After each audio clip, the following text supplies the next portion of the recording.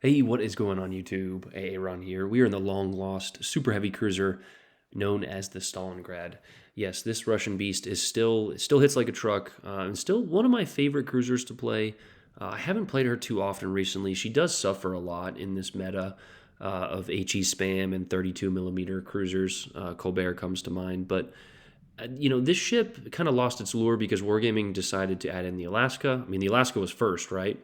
And then the Yoshino as of recently, and now the Napoli. So I'm not sure where the heavy cruisers are at, and by classification, this is like a super cruiser.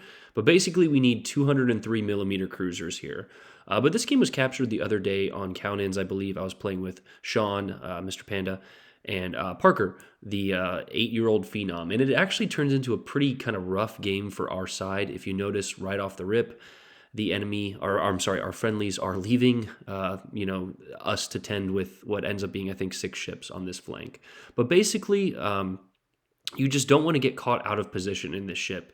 You kind of want to play it like a mini battleship, and that's what we do for a majority of this game.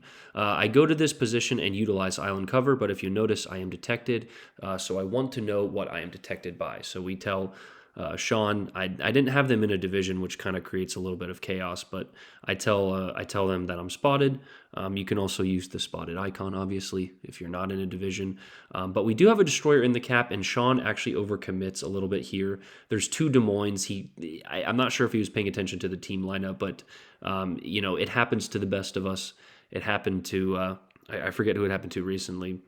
It was just in a video, but I think it's Legendary. Love you, Legendary. But down goes Mr. Panda there, and we are now a destroyer short, and you can see that 5 ships have been detected on this flank and 3 on the other side. So our team did a fantastic job, though, of giving the Daring the participation trophy in the detonation medal. And yeah, still have my allergies. I don't know if you guys can hear it in my voice, so sound pretty nasally. But the Stalingrad is one of the best global XP ships, so make sure you guys pick that up. For me, if a lot of people have been asking me, what I picked up, the Elbing or the Stalingrad. I am a heavy cruiser guru, a main. I really like heavy cruisers, and this one is, a super cruiser, as you will. So a very good cruiser in that category. It does have a little bit of a longer reload, and we are spec'd into a lot of that reload. So, you know, getting that reload down is going to be important as we get a beautiful. Oh, what a beautiful shot! I think a few of those even hit the island as somebody else shoots at him, and we're trying to get our rear turret on. We popped our radar though because he was inside of our concealment, and we know that we actually could lob that. Obviously, we weren't really too worried about the Kaba, but we do get a nice finishing salvo off on that Des Moines. With a little bit of situational awareness, you can kind of pay attention to those things, and it's just honestly a trait that very few players have in this game. I know some people don't want to, really apply their brain in a lot of aspects, but this is honestly, as been said before, the thinking man's action game. It's like chess, but with World War II historic boats. You put your pieces in different positions, and if you notice, our friendly team again, is not putting their all of our pieces in a great position. We actually did have one battleship come to this side, but because Panda went down there early, it is still 3-on-4 now because we killed one, but I think it ends up being a 3-on-6 or 3-on-5, whatever the numbers work out to be. So, but this game kind of teaches us that playing a position, not being overly aggressive, will lend you much better results. So we kind of ping our friendlies there to kind of wake them up, say, hey. We need you guys to get over here and help us win this side.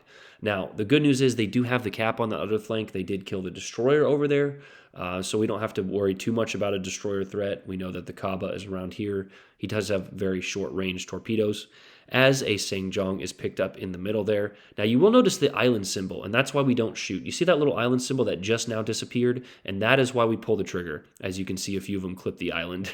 And you can see me just rage, Aaron. And that is actually one of the most frustrating things for me. Now, I did kind of jerk the cursor to the right, but when the game tells me that it's going to clear and then it doesn't, that is just a very frustrating, set of events. So... but that battleship that actually came over died as we lob another shot. Now, the one thing about the Stalingrad, a lot of you already know, is that it has higher velocity shells, which means you get a lot of penetration, but you cannot lob these island shots as well. But now Parker and I are in a rough spot, so I'm telling him to come forward here.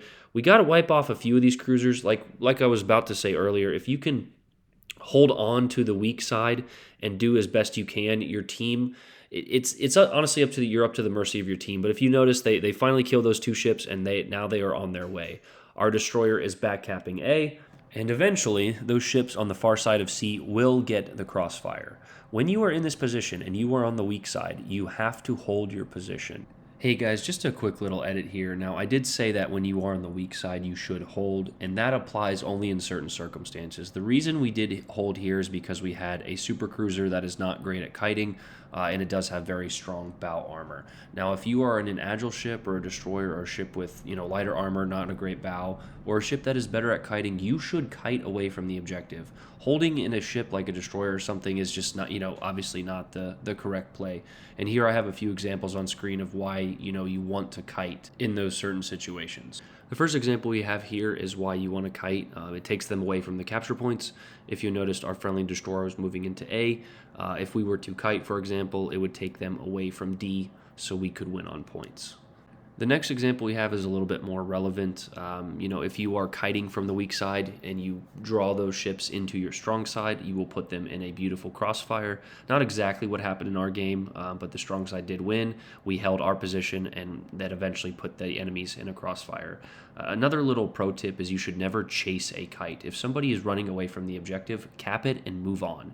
Now, don't leave them out there, a battleship or something like that. It's situation dependent, but you will see often 5 battleships chasing 1 destroyer or something to the end of the map. And, well, there's all that firepower and those crossfires. So don't look down the binoculars all the time. Have some situational awareness like we talked about. But yeah, little context clues and helpful tips for you guys to better yourselves as players. Anyway, back to the video. Now we get a little bit lucky that a few of these cruisers are broadside, so we get some nice shots, and that is a little bit where the Stalingrad suffers. Is if you get bow tanked, you only have AP, so you're not going to be doing much to them. I'm not sure why Wargaming released the Stalingrad with only AP. It does fine, but it definitely, especially in the current state of the game, could use the HE. Parker is getting focused here. He's doing his job as a battleship. Unfortunately, he kind of backed up. I wish he would have went forward. But again, that's just kind of in the moment decision. It's not right or wrong one way or another. It's just kind of how the game was. But what I was telling him on stream here is if he goes forward as we get another Citadel and a kill on that St. John, if he goes forward, he can't get lobbed as well from those a little bit lower velocity, higher arcing shells from the Des Moines and the St. John. But again, that's a learning moment. Parker is an incredible player. He's literally better than like 80% of the player base at 8 years old. So, but we have this Des Moines here. We get another salvo, 5 penetrations. Wish it was a Citadel. We don't know where we hit. We're abusing auto aim right now. We do pop our radar that Des Moines goes. He was going across the channel here. Again, he was inside our detection radius. And now, pretty much, if you see, the last 4 remaining ships are in our cap. So it was basically a 4 on 9. Now they did kill a few of the other ones, but that Kaba came back. The Drake came over here. And that Yamato is now pushing in the cap. We see the Kaba, the only ship we can really shoot at, and we're going to go ahead and take a shot. Like we mentioned, try to do your best to use auto aim. You need to learn your leads. For example, the Kaba is a very fast ship, so if you're just abusing auto aim, and what we mean by that is kind of taking, allowing auto aim to take those leads for you. You will need to adjust your lead significantly for destroyers, less so for cruisers, depending on the ship. For example, a Kaba can get up to 45 knots or something. So if he pops his engine boost and you use auto aim, you're going to miss. But we have 3 ships in front of us here. That Drake actually kind of came out and surprised me. We get trolled pretty heavily here. A nearly perfectly aimed shot, if I'm being honest. 2 overpins, 1 Citadel. Now the Drake should have single-fired torpedoes, but he didn't. He pops another shot. I'm not sure if that was Yamato or the Drake. I think we're angled pretty well here. The turrets are turning. He's angled slightly, and good night. Thanks for playing. If he would have single-fired those, I probably would be dead, but we don't have time to talk about it because here comes the Yamato. Now my turrets are turning the other way. We want to turn in. We get set on fire here. We damage conned another fire. We have just enough angle. The Yamato doesn't kill us. Boom, 3 Citadels, 6 shell hits, and unfortunately we die. before getting off. As you can see me on stream there, we almost had it. We almost had it. It would have been a disgusting death strike. We would have gotten our reload off, I believe, before his. Maybe not, but we would have gotten our rear turret at least, and we could have gotten 15 potentially citadels. But a death strike, a high caliber, 3 ships killed, and 12 citadels there for the Stalingrad. Just a beast of a super cruiser. When played correctly, you definitely do not want to give up angle. We had pretty favorable matchmaking, if I'm being honest. A few broadsides. We got position, and to be honest, we didn't really move that much. But again, the game came to us, and we didn't YOLO our ship unnecessarily. As I was trying to say in there, if you get on the weak side, do your absolute best to hold, right? Do not throw your ship away.